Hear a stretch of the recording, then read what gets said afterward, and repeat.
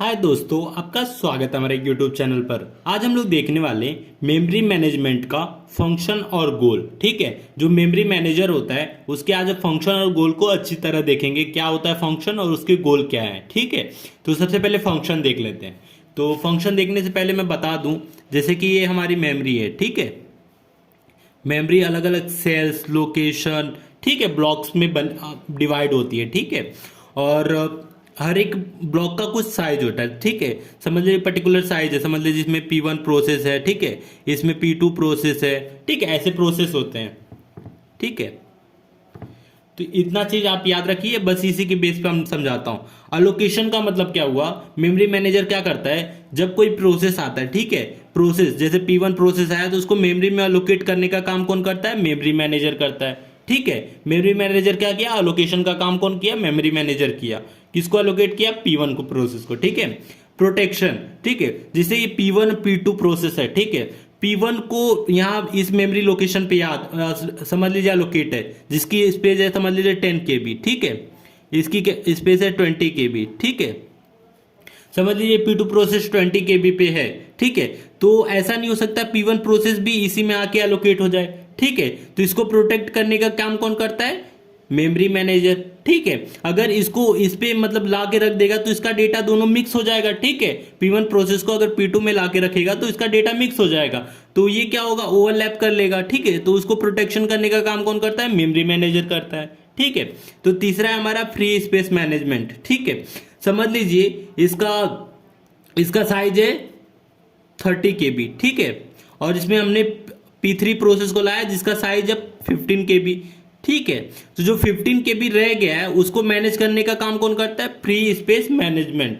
ठीक है, memory manager को फ्री स्पेस मैनेजमेंट करने का काम कौन करता है, मेमोरी मैनेजर करता है। ठीक है, चौथा है हमारा एड्रेस ट्रांसलेशन, जिसको हम लोग मेमोरी मैनेजमेंट यूनिट भी बोलते हैं। हम ये टर्म पहले भी पढ़ चुके हैं, एक बार फिर से मैं बता दूं। जैसे कि मेमोरी हमारा रिलीज क्या करता है, ठीक है, ये हमारा फिजिकल एड्रेस जनरेट करता है। ठीक है, और हमारा जो सीपीयू होता है, ठीक है, सीपीयू क्या कौन सा एड्रेस रिलीज करता है, लॉजिकल एड्रेस। सीपीयू हमारा लॉजिकल एड्रेस जनरेट करता है, मेमोरी हमारा फिजिकल एड्रेस जनरेट करता है। ठीक है, तो मेमोरी को अगर ये लॉजिकल एड्रेस देगा तो मेमोरी को कैसे पता चलेगा कि कौन सा एड्रेस है। ठीक है, तो बीच में आता है concept memory management unit, MMU। तो मेमोरी मैनेजमेंट यूनिट क्या करता है, लॉजिकल एड्रेस को फिजिकल एड्रेस में कन्वर्ट करने का काम कौन करता है, मेमोरी मैनेजमेंट यूनिट, और इसको कंट्रोल कौन करता है, मेमोरी मैनेजर। ठीक है, तो ये इतना टर्म आप समझ गए होंगे। ठीक है, अब लास्ट पॉइंट हमारा डी एलोकेशन। जब कोई प्रोसेस अलोकेट हुआ है तो डी एलोकेट करने का भी काम कौन करेगा, मेमोरी मैनेजर। ठीक है, तो ये 5 जो फंक्शन थे आप समझ गए होंगे कि ये allocation, protection, free space management, address translation, D allocation क्या होता है। ठीक है, अब इसके हम लोग गोल देख लेते हैं। तो गोल क्या है, पहला इफेक्टिव यूटिलाइजेशन ऑफ मेमोरी। ठीक है, मेमोरी का अच्छे से यूटिलाइजेशन हो, यह काम कौन करता है, मेमोरी मैनेजर। ठीक है, ये इसका गोल है, पहला गोल ये है, मेमोरी का अच्छी तरह यूटिलाइजेशन हो। ठीक है, ability of memory manager to manage execution of larger program in a small area, example virtual memory और ओवरलैप्स। ये वर्चुअल मेमोरी, ओवरलैप्स, ये मैनेजमेंट टेक्निक है, मेमोरी मैनेजमेंट टेक्निक है, जो यूज करके हम लोग क्या करते हैं, कम स्पेस में हम लोग ज्यादा प्रोग्राम को ऐड कर लेते हैं मेमोरी में। ठीक है, तो इसको मैं कॉन्सेप्ट बताता हूं कैसे होता है। समझ लीजिए ये हमारी मेमोरी है। ठीक है,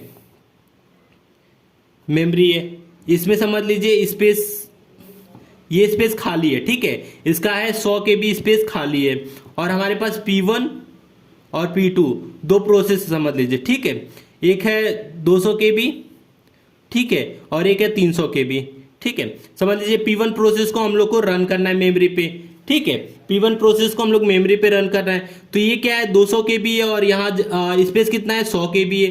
ठीक है, हमारा ये एक गोल है 200 KB से 100 KB में मतलब ऐड करने का, कैसे भी करके P1 प्रोसेस को हम लोग 100 KB में एडजस्ट कर लेंगे। ठीक है, कैसे करेंगे, वो वर्चुअल मेमोरी और ओएलएस टेक्निक होता है। आगे की वीडियो में हम लोग पढ़ेंगे। ये टेक्निक से हम लोग क्या करेंगे, मेमोरी में एडजस्ट कर देंगे और ये इससे क्या होगा, इससे हमारा degree of multi programming increase हो जाएगा। ठीक है, डिग्री ऑफ मल्टी मतलब हम लोग ज्यादा से ज्यादा प्रोग्राम मेमोरी में ला सकते हैं। ठीक है, और ज्यादा से ज्यादा प्रोग्राम लाएंगे तो थ्रूपुट और इफिशियंसी ऑल्सो भी इंक्रीज हो जाएगी। ठीक है, तो वीडियो अच्छा लगा तो प्लीज वीडियो को लाइक और हमारे चैनल को सब्सक्राइब करें।